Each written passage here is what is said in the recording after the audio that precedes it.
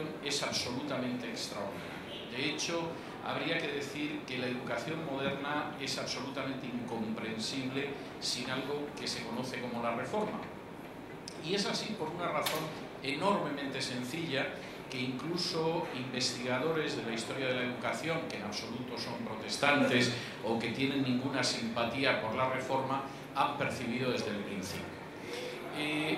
A lo largo de la Edad Media, y en contra de lo que había sido el cristianismo del primer siglo, siglo y pico aproximadamente, se va produciendo un desprendimiento creciente del cristianismo de la educación.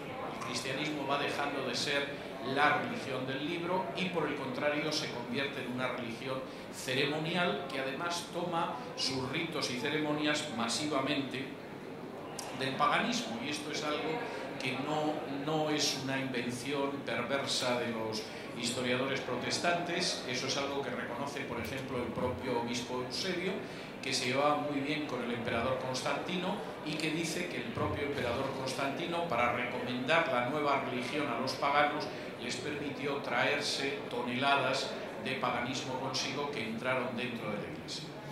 En ese sentido, eso tuvo enormes consecuencias. Por ejemplo, esta mañana veíamos cómo había cambiado totalmente la visión de la mujer. Ayer veíamos cómo había cambiado la visión del trabajo. Cambió la visión de la educación.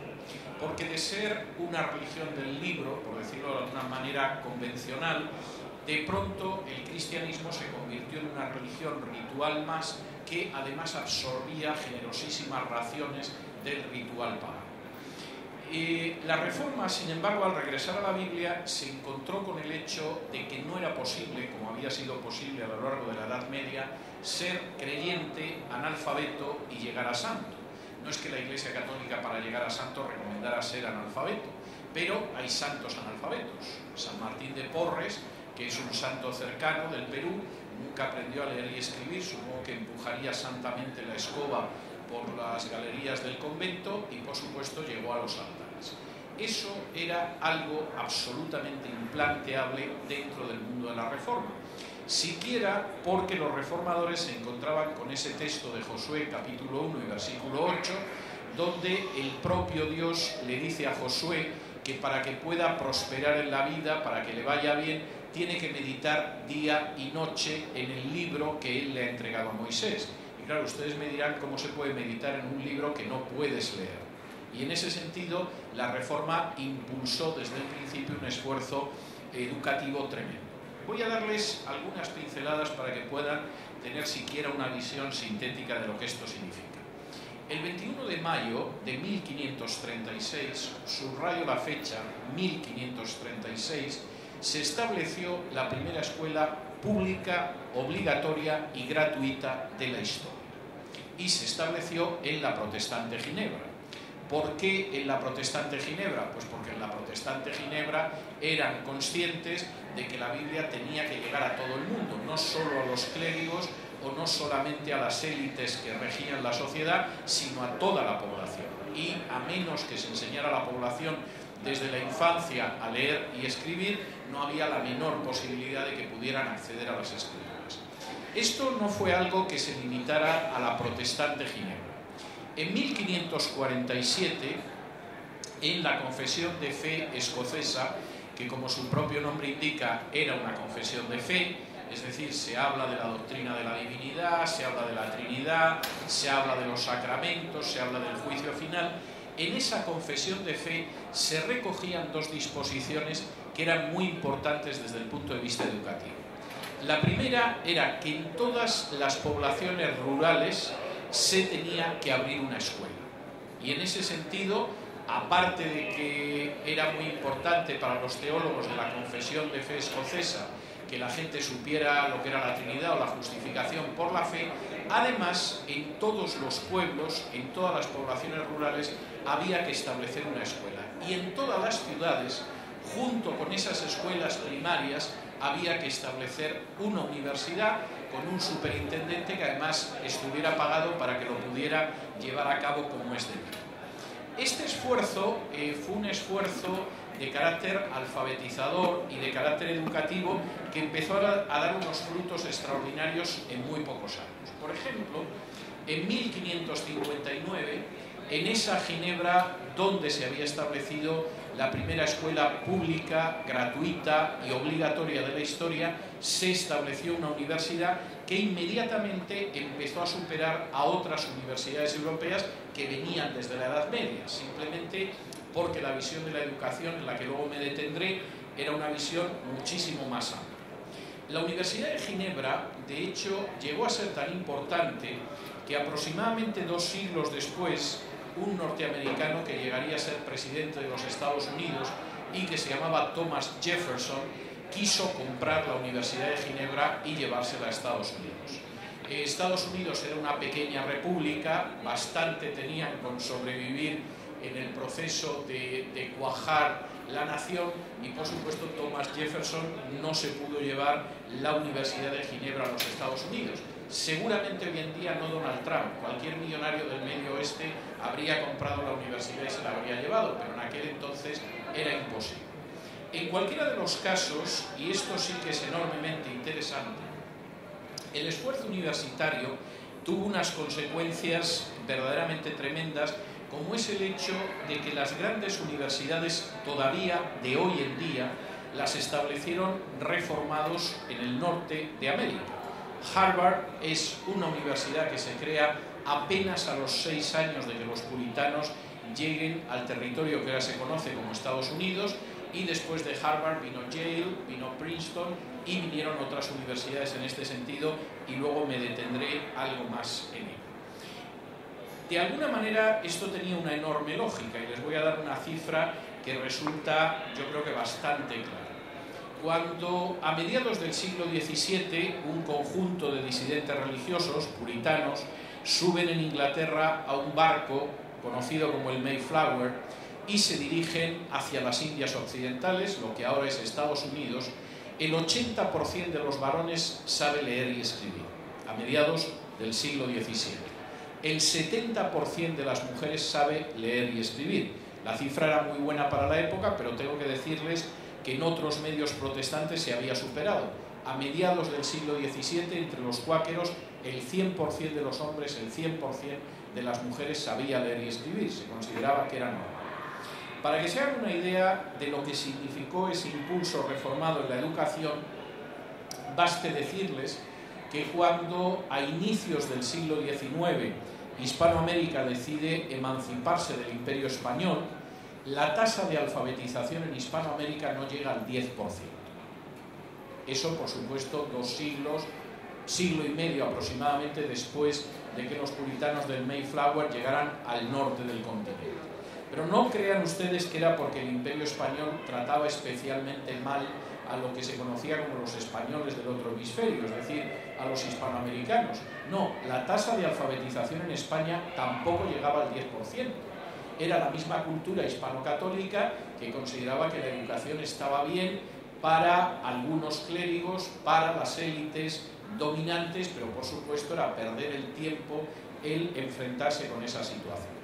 Las primeras leyes educativas que se conocen en el mundo católico ya son de la segunda mitad del siglo XIX, mientras que las primeras leyes educativas en el mundo de la Reforma son de la primera mitad del siglo XVI. Nosotros tuvimos que esperar hasta el siglo XIX. En el caso de la Argentina, la primera ley, además de educación universal, gratuita y obligatoria, fue de 1884. Entre 1884 y 1536 median casi 3 siglos y medio, no es poca diferencia. Y por cierto, tengo que decir que la ley, que se debe a Julio Argentino Roca, tuvo una oposición feroz por parte de la Iglesia Católica. Los obispos argentinos se resistían a una ley de educación pública, gratuita y obligatoria, pero incluso el nuncio de su santidad protestó contra la ley 1420, considerando que era indigna. No es que los obispos de Argentina fueran más terribles, no, pasó igual en España. En España la primera ley educativa es apenas unos años antes de la Argentina, es la ley Moyano, y tuvo una resistencia feroz de los obispos españoles que, por ejemplo, utilizaron argumentos del tipo de que una ley de obligación de educación obligatoria no respetaba la libertad de los padres, porque a lo mejor los padres querían que los hijos fueran analfabetos, y si querían que fueran analfabetos, ¿por qué se lo iba a impedir el Estado? De manera que en ese sentido eso implicó una diferencia educativa entre el mundo de la reforma y el mundo de la contrarreforma verdaderamente espectacular. La ley española es de 1857, o sea que, como ven ustedes, no anduvimos a mucha distancia de la nación hermana argentina. Esa visión de la educación, que en el caso de la reforma provocó un esfuerzo educativo inmediato, y sin embargo en aquellos países que quedaron en la esfera de la contrarreforma, pues prácticamente hasta las revoluciones liberales es algo que ni se plantea. La idea de una educación pública, gratuita y obligatoria no está en absoluto en esa cosmovisión católica. Tuvo además otra consecuencia enorme en el terreno de la investigación científica, por una razón de nuevo muy conectada con la Biblia. Francis Bacon, que es el creador del método científico actual, que es el método de observación de la naturaleza para, a partir de la observación directa de la naturaleza, extraer conclusiones científicas, planteaba un método que a nosotros nos parece ahora normal. Es decir, parece que lo lógico es que para saber cómo se mueve el cosmos o cómo se mueven los organismos vivos, los observemos. Bueno, esto nos parece lógico después de Bacon. No era la visión de inicios del siglo XVI, ni era, por supuesto, la visión de la Edad Media, en la que un monje, encerrado en la soledad de su celda, leía Aristóteles y se dedicaba a especular sobre cómo era la naturaleza. Dado que Aristóteles en ocasiones se había molestado en mirar el fenómeno, pero en otros se lucubraba, las conclusiones del monje no podían ir más lejos de donde iba. En ese sentido, y esto es algo tremendamente importante, la Reforma provocó una revolución científica. Y aquellas naciones que no estuvieron en la Reforma, pues nos quedamos fuera de la revolución científica. De nuevo, esto no es un juicio malévolo de protestantes sectarios. Esto es una cuestión que no admite discusión histórica. Un personaje tan poco sospechoso como el filósofo Antonio Tobar, posiblemente uno de los intelectuales españoles más importantes del siglo XX, un personaje que lo mismo escribía biografías de Sócrates y de Platón y tenía un dominio enorme del mundo helénico, que conocía también el alemán, que fue uno de los intérpretes en la entrevista entre Franco y Hitler, pues podía decir a inicios de los años 70 del siglo pasado lo siguiente: mitigue usted si quiere lo que le digo, pero creo que hay que decirlo de una vez y en voz alta. La Universidad de Salamanca dejó de comprar libros en 1550. Llegaban los inquisidores y arrancaban las hojas o los quemaban. La ciencia española se acabó entonces, en 1550, aunque haya habido algunos intentos de revivirla después, pero yo no puedo decir otra cosa que la rémora de la educación actual ha sido la Iglesia Católica, por supuesto, que es a la que se refieren los españoles cuando dicen la Iglesia, no hay otra por definición. En ese sentido, basta comparar lo que fue la revolución científica que conoció el mundo reformado con lo que pasó en el mundo católico para darse cuenta de hasta qué punto esa tesis que ha sido expuesta magistralmente, por ejemplo, por Thomas Kuhn en su libro La estructura de las revoluciones científicas, la tesis de que la reforma es la madre de la ciencia moderna, no tiene vuelta de hoja. De nuevo, permítanme ustedes que les dé simplemente algunas pinceladas, porque el tiempo manda y tengo que contarles muchas cosas. Permítanme que les dé algunos ejemplos de lo que es ese aporte protestante a la ciencia. En primer lugar es Francis Bacon. Francis Bacon crea el método científico, dispara la investigación científica y no sucede en el mundo de la contrarreforma por la sencilla razón de que todavía en el siglo XIX Francis Bacon, igual que Isaac Newton, estaban prohibidos en las universidades españolas e hispanoamericanas porque eran herejes protestantes. Es curioso como, por ejemplo, autores españoles que leían de contrabando algunos de estos libros pedían una y otra vez a las autoridades académicas e incluso al rey de España que permitieran la enseñanza de Francis Bacon y de Newton, porque aplicaban el método científico, y la respuesta siempre era que en las universidades españolas no se iba a enseñar la ciencia que practicaban y que habían descubierto los herejes. con lo cual llegamos al siglo XIX todavía rigiéndonos por la escolástica de Santo Tomás. En el otro lado las cosas eran muy distintas. Francis Bacon crea en un momento determinado el método científico. Johannes Kepler, que además era un piadoso luterano, revoluciona las matemáticas y la astronomía trabajando con la luz y trabajando con las leyes del movimiento planetario, y establece una verdad que ahora no negaría a nadie, y es el hecho de que la Tierra gira alrededor del Sol y no el Sol alrededor de la Tierra, que fue lo que le costó a Galileo que le silenciaran de por vida. De hecho, todavía hay un pequeño grupo de gente que escribe libros intentando demostrar que es el Sol el que gira alrededor de la Tierra. Es un grupo pequeño de católicos bastante fanáticos que, con tal de demostrar que la condena de Galileo estaba motivada, han publicado 2 o 3 libros, y uno lo lee y verdaderamente es de esas cosas que causa paso. Aparte de Bacon y de Kepler, Robert Boyle, por ejemplo, cuya ley todavía se estudiaba cuando yo estudiaba física y química siendo un muchachito, fue el creador de la química moderna. Pero aparte de crear la química moderna y ser uno de los fundadores de la Royal Society en Inglaterra, fue también un personaje que pagó de su bolsillo una traducción del Nuevo Testamento al turco, porque tenía un enorme interés en poder compartir el Evangelio con los musulmanes. Isaac Barrow, que fue maestro de óptica y además maestro de Isaac Newton, su mentor, era un personaje que no solamente era un gran científico, es que además era un más que elocuente teólogo, y las predicaciones eran tan buenas que los parlamentarios ingleses de la época copiaban la estructura de sus predicaciones para sus discursos en el Parlamento. No hace falta decir que el descubridor de las bacterias, Antoine Leuwenhoek, era también un piadoso evangélico. Lo era Isaac Newton, el mayor científico de la historia de la ciencia, muy superior a Albert Einstein, que dominaba la óptica, la mecánica, las matemáticas, fue el equivalente al ministro de Economía en Inglaterra, y eso sí, escribía libros de teología y comentarios a libros de la Biblia como Daniel o Apocalipsis. Fue también el caso de Carlos Linneo.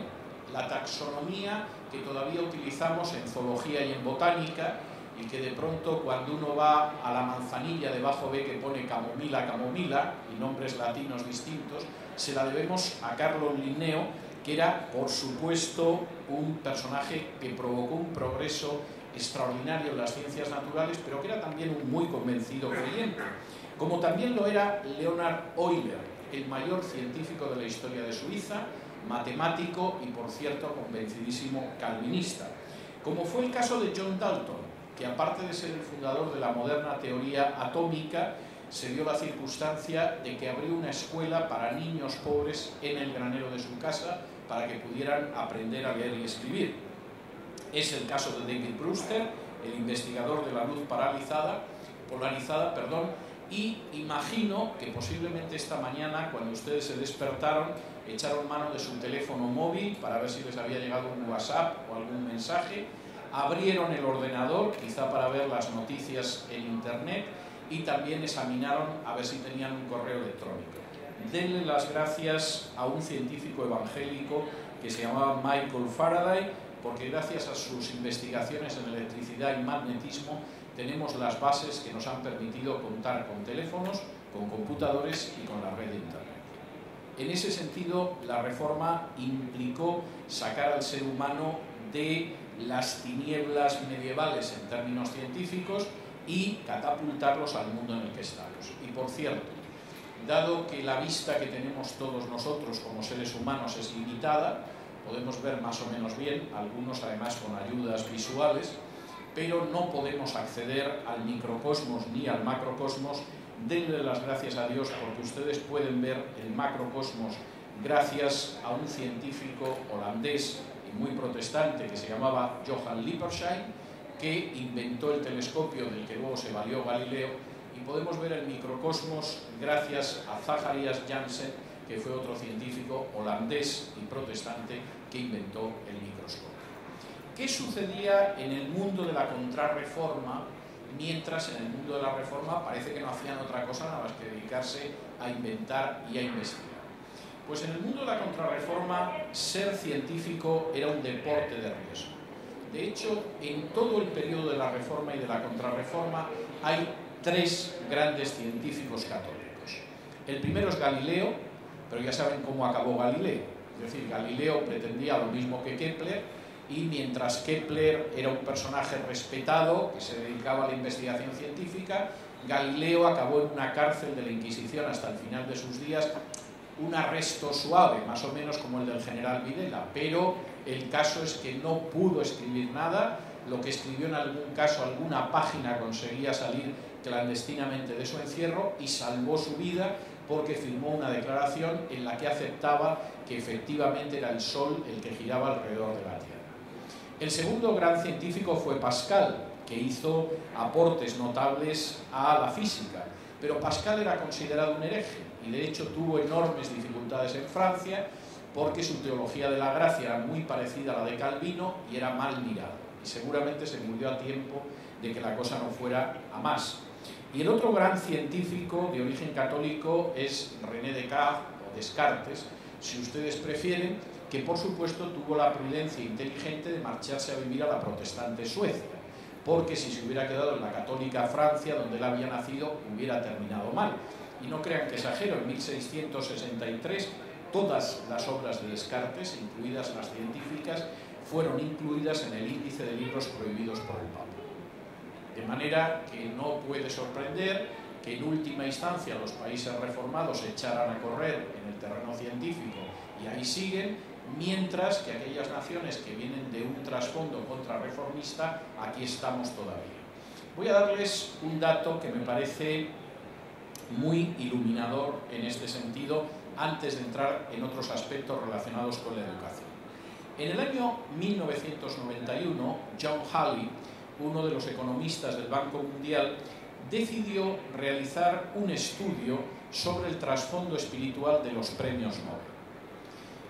Descartó los premios Nobel que no le parecían serios, es decir, descartó el premio Nobel de la Paz, porque hay años que se lo dan a Martin Luther King, pero hay años que se lo dan a un terrorista. Descartó el premio Nobel de Literatura, porque hay años que se lo dan a Alexander Solzhenitsyn y hay otros años que se lo dan a Bob Dylan, y en fin, esto parece que no es del todo serio, y se centró única y exclusivamente en los premios Nobel de Ciencias. Desde el año 1901 al año 1990, el 86% de los premios Nobel de Ciencias eran o protestantes o judíos educados en naciones protestantes. El otro 14%, bueno, pues ahí aparecía algún agnóstico, algún ateo, algún católico, en fin, gente diversa, pero era un 14%. De ese 86%, 22% eran judíos, 64% eran protestantes.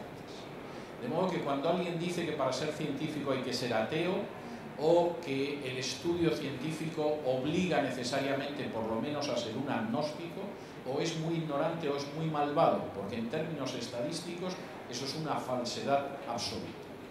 Ahora, el gran peso es un peso de la ciencia protestante. Esto se manifiesta en algunas cosas tremendas. Por ejemplo, Argentina es el país que sale mejor parado de todos los países hispanos en términos de premios Nobel de Ciencias. Tiene 3, España tiene 2, el resto no tiene ninguno, ahí se acaba. Es decir, en Argentina y en España, e incluso en el caso de España, su segundo premio Nobel era español, pero llevaba ya años viviendo en los Estados Unidos cuando se lo concedieron. Es decir, estamos hablando de que la sequía hispana en términos de premios Nobel, pueden ustedes sacar pecho con orgullo, porque van a la cabeza y es que detrás no va prácticamente nadie. Si hablamos de las universidades, la distancia es todavía mayor. Si ustedes examinan la lista de las 50 primeras universidades del mundo a día de hoy, con alguna pequeña excepción, la Universidad de Pekín entró el año pasado, es una universidad absolutamente extraordinaria. Mi hija se graduó hace un año y pico y sé lo que es la Universidad de Pekín, es verdaderamente notable, de Beijing, y los japoneses que han conseguido meter una también, el resto son naciones protestantes. Entre las 50 primeras universidades del mundo es algo tremendo. Es más, los hispanos empezamos a entrar a la altura de la 150. España no tiene una sola entre las 200 primeras, a pesar de ser una nación de la Unión Europea. La enorme distancia que se produce en términos científicos entre aquellas naciones que incorporaron una serie de valores bíblicos gracias a la Reforma y aquellas que estaban en el campo de la contrarreforma es inmensa. Pero es que quisiera ir todavía más lejos en este terreno. La Reforma no solo marcó una inmensa distancia en el terreno de la educación, porque su visión era que la educación tenía que ser obligatoria, gratuita, pública desde el principio. No solo marcó una enorme distancia porque disparó la revolución científica y no los hemos alcanzado todavía. Les compramos aparatos electrónicos, pero todavía no les hemos alcanzado. Y no está muy claro que los vayamos a alcanzar dentro de muy poco. Es que además la Reforma tuvo una visión de la educación que a mí me parece extraordinaria y voy a intentar dedicar los últimos minutos antes de cederles a ustedes la palabra a algunos de esos aspectos por los que la Reforma tiene una visión absolutamente extraordinaria que deberíamos de esforzarnos de recuperar en el caso, por ejemplo, de las iglesias evangélicas. Por ejemplo, la Reforma era absolutamente enemiga del anti-intelectualismo. Hay una posición muy extendida, lamentablemente, en el pueblo de Dios en el sentido de que cuanto más ignorantes seas, mejor. Parece ser que la ignorancia es un caldo de cultivo especial para que prenda la acción del Espíritu Santo. Esto es algo que tiene largos antecedentes. Tertuliano, personaje encantador del que hablamos esta mañana al hablar de su visión de la mujer, para echarse a temblar, entre otras cosas, articuló un dicho que era credo quia absurdum, es decir, creo porque es absurdo, y se quedó tan contento. Es decir, cuanto más absurdo, disparatado e irracional sea algo, pues yo creo más en ello. Y supongo que estaba muy orgulloso de esa visión. Y por supuesto hay una visión antiintelectual. La Reforma tenía claro exactamente todo lo contrario. El hecho de que efectivamente saber, educarse, formarse, era un desafío que había que satisfacer. Permítanme que les dé algunas pinceladas en este sentido. Por ejemplo, John Preston, uno de los grandes teólogos puritanos, decía: yo no niego que un hombre pueda tener mucho conocimiento y carecer de la gracia, pero por otro lado, no puedes tener más gracia del conocimiento que tienes. Es decir, es verdad, hay gente sabia que su situación espiritual es deplorable, pero no nos engañemos. Es muy difícil profundizar en ciertas áreas de la vida cristiana cuando se conoce y cuando se desconoce, cuando no se tiene un determinado conocimiento. Richard Baxter, uno de los grandes teólogos puritanos del 17, decía: la educación es la manera ordinaria de Dios para conceder su gracia y no debería ser colocada en contraposición al Espíritu más de lo que pueda serlo la predicación de la palabra. Es decir, no seamos tan asnos como para pretender que la educación es algo que se contrapone con el Espíritu. La educación no se contrapone con el Espíritu más de lo que se puede contraponer la Biblia. Eso es absolutamente absurdo. John Cotton, un teólogo también reformado de este lado del mundo, decía: el conocimiento no es conocimiento sin celo, pero el celo sin conocimiento no deja de ser una simple hoguera. De manera que es verdad, un conocimiento que carece del calor espiritual puede ser un conocimiento frío y sin mucha utilidad. Pero cuando una persona lo único que tiene es celo y no tiene conocimiento, bueno, eso no pasa de ser un fuego, no precisamente en el mejor sentido. Samuel Wheeler, por ejemplo, sostenía que la fe está enraizada en el conocimiento. Y en ese sentido, verdaderamente es algo absolutamente notable lo que podían decir. Por ejemplo, que sería interesante que en las instituciones educativas los jóvenes, aparte de aprender muchas cosas, incluida la Biblia, aprendieran también a razonar. Por ejemplo, las primeras leyes que regían el funcionamiento de la Universidad de Harvard, universidad creada a los 6 años de que los puritanos llegaran a Norteamérica, establecían que los estudiantes no solo tienen que ser capaces de leer las Escrituras, sino que tienen que acercarse a poder resolver dificultades de manera lógica. La lógica, la capacidad de razonar, la forma de pensar es algo enormemente importante. Esa visión contra el antiintelectualismo, y eran absolutamente contrarios al antiintelectualismo, les llevaba también a tener muy mala impresión de la ignorancia. Y en ese sentido es curioso que de nuevo detrás de la fundación de Harvard, y es que me parece ejemplar desde muchos puntos de vista, se afirma, por ejemplo, lo siguiente: hay que evitar dejar que exista un ministerio iletrado en las iglesias, porque entonces nuestros ministros acabarán yaciendo en el polvo. Es decir, mantengamos pastores asnos y esto va a acabar mal. Es decir, seguramente en la primera generación uno pensará que son muy santos y muy bendecidos por Dios, etcétera, etcétera, pero lo cierto es que eso va a acabar muy mal. De hecho, John Woolley decía que cuando la ignorancia y la barbarie invade una generación, su gloria va a quedar yaciendo en el polvo. Y William Perkins, uno de mis teólogos reformados preferidos, lo he estado mencionando en el taller de ayer y en el taller de esta mañana, afirmaba: donde reina la ignorancia, allí reina el pecado. De manera que no solamente es que los reformados tenían muy claro que era muy malo eso de tener aversión hacia el intelecto, sino que además el rendir culto a la ignorancia era lo peor que podía suceder. No solamente eso, y además esto es tremendamente importante.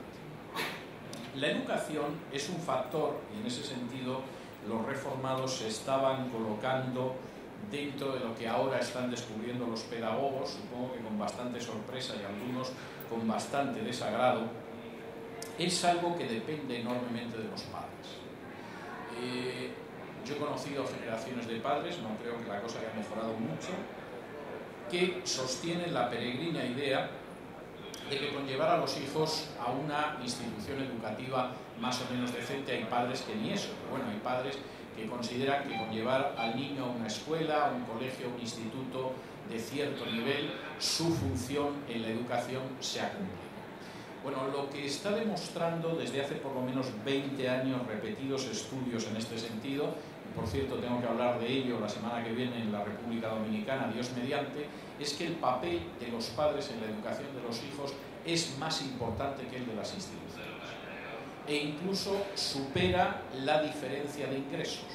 Un padre puede tener unos ingresos muy elevados que le permitan enviar a su hijo a un centro educativo que realmente sea excepcional, y sin embargo es muy posible que el hijo tenga peores resultados que un padre que tiene menos medios pero que se ha preocupado de la educación de sus hijos.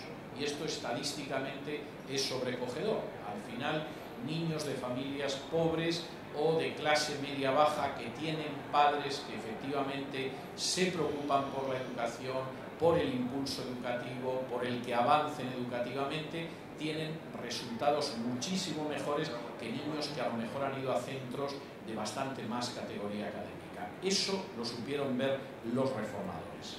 Y de hecho insisten en el hecho de que efectivamente tienen que trabajar en ese sentido. Por ejemplo, uno de los predicadores ingleses más interesantes del 17, que se llamaba Thomas Gateacre, decía lo siguiente: que los padres aprendan aquí cómo tienen que encauzar la educación de sus hijos. No solamente tienen que ocuparse de proveer para ellos económicamente, sino que tienen que esforzarse para entrenarlos en una sabiduría y en una discreción que sea verdadera. La educación depende en buena medida de los padres, y creo que uno de los grandes problemas de los sistemas educativos actuales es que esto ha permitido que algunos se olviden de ello. ¿Cuál debería ser el contenido de la educación? Y este es otro tema, por supuesto, enormemente importante. Por supuesto, para los reformadores, el contenido de la educación tenía que incluir, en primer lugar, el conocimiento de las Escrituras. Esto era una cosa que no tenía en absoluto duda.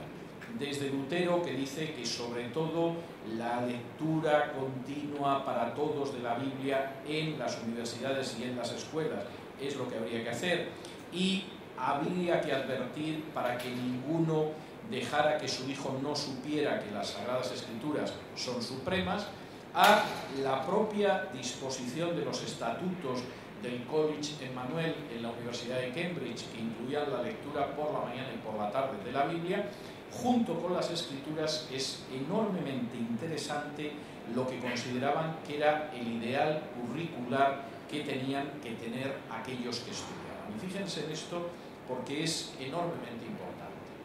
En un momento en que todavía se sigue discutiendo si tenemos un exceso de humanidades en nuestro sistema educativo y deberíamos enseñar solo cosas técnicas, es decir, desprendámonos de todo lo que signifique pensar y que los niños aprendan sobre todo cómo manejar aparatos electrónicos, olvidémonos de los aportes de la cultura clásica y dediquémonos exclusivamente a los ordenadores, etcétera, etcétera.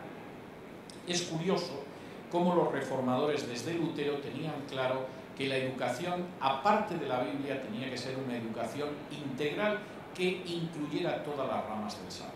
Y de una manera que en aquel momento era revolucionario, y a mí me da mucha pena que pedagógicamente se haya olvidado. Por ejemplo, y fíjense que esto es interesante, Lutero, escribiendo a los alcaldes de Alemania, aquella gente que tenía una responsabilidad educativa en las ciudades, decía lo siguiente: si tuviera hijos, haría que estudiaran no solo lenguas e historia, sino también canto y música junto con el conjunto de las matemáticas. Los antiguos griegos entrenaron a sus hijos en estas disciplinas y de esa manera se convirtieron en gente de una capacidad maravillosa que servía para todo. Esto lo escribía Lutero. Si yo tuviera hijos, llegó a tenerlos, pero en aquel entonces todavía no los tenía y no se había casado todavía, no solamente me preocuparía de que supieran lenguas e historia, sino también artes como la música y ciencias como las matemáticas. Es una visión integral de la educación, que incluye el arte, las ciencias y las humanidades. Yo personalmente no creo en un sistema educativo que no intente cubrir todo eso, pero desde luego Lutero no pensaba que con la Biblia solo bajo el brazo tirabas por este mundo. Si yo tuviera hijos, mis hijos estarían educándose en el arte, en las ciencias y en las humanidades, porque de esa manera estarán dispuestos a todo. Robert Cliva, otro de los teóricos además de la educación en el mundo de la Reforma, escribía: cuanto más habilidad y conocimiento tenga un estudiante en las ciencias liberales, antes aprenderá cuál es su ocupación y lo hará con más gusto, y así le sucederá.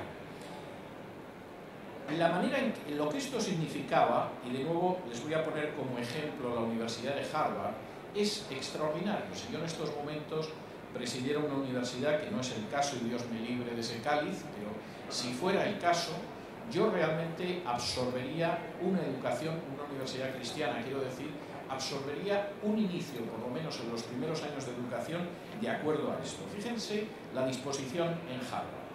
Porque aparte de que la gente leía la Biblia y se suponía que era recomendable que conociera los lenguajes originales bíblicos y que expusiera la teología, los estudiantes también debían estudiar matemáticas, astronomía, física, botánica, química, filosofía, poesía, historia y medicina. Lo cual es una formación integral, supongo que ahora habría que añadir electrónica y ordenadores, algo así, pero reconozcan ustedes que la visión de la educación es magnífica y esa es la base para que Harvard siga siendo lo que es, pero es la base del gran desarrollo educativo y científico en países que de alguna manera tienen esa base de la Reforma. No solamente eso, la insistencia era que no se cayera en el inmenso pecado de pensar que la única educación que se necesita es la Biblia. Samuel Rutherford, de nuevo un teólogo puritano, decía: es falso que la Escritura solo, como enfrentada a la ley de la naturaleza, puede dirigirnos hacia el cielo. Una no excluye a la otra. Y en ese sentido, realmente las posibilidades que había eran tremendas. Y los predicadores esto se lo decían a los chicos para que lo hicieran, pero luego ellos no estaban por ahí. No, crean ustedes que los grandes predicadores tenían un conocimiento verdaderamente enciclopédico. Hoy en día hay una ignorancia enciclopédica, empezando por los políticos. Casi no hay una cosa que aparezca en una enciclopedia que no ignoren, pero en este caso era lo contrario. Lo que había era un saber enciclopédico. Por ejemplo, Cotton Mather, uno de los primeros teólogos protestantes afincados en suelo americano en el siglo XVII, cuando uno examina sus obras teológicas, aparecen citas de más de 300 autores clásicos. Es decir, leía. Les menciono algunos: Aristóteles, Catón, Tito Livio, Homero, Ovidio, Plutarco, Virgilio o Tácito estaban precisamente entre la gente que podía citar Cotton Mather sin ningún problema. ¿Por qué? Porque de pronto en un momento determinado estás predicando a la congregación y queda muy bien decir el filósofo griego Platón afirmaba no sé qué. No, porque los reformadores que basaban en la Biblia la manera en que tenían que vivir, es más, creían que la Biblia contiene principios para moverse en cualquier situación de cualquier época de la historia, conocían el pasaje de Pablo que dice que hay que examinar todo y quedarse con lo bueno. Pablo no dice que hay que hacer una lista de lo que no hay que examinar jamás, sino que dice que hay que examinar todo y retener lo bueno. En buena medida, el saber es como un pescado. Hay que quitarle la cabeza, hay que quitarle las espinas, a veces hay que quitarle la piel, pero tiene una carne que es bastante sabrosa y nutritiva. Y ese principio paulino de examinar todo y retener lo bueno es precisamente el principio que tenía la Reforma. Y por cierto, es un principio extraordinario. Richard Sives, escribiendo sobre esto, de nuevo un teólogo reformado, decía: la verdad viene de Dios, en cualquier sitio donde la encontremos, y es nuestra, es de la Iglesia. No tenemos que hacer un ídolo de estas cosas, pero la verdad, en cualquier sitio que la encontremos, es de la Iglesia. Por lo tanto, con una buena conciencia podemos utilizar cualquier autor humano.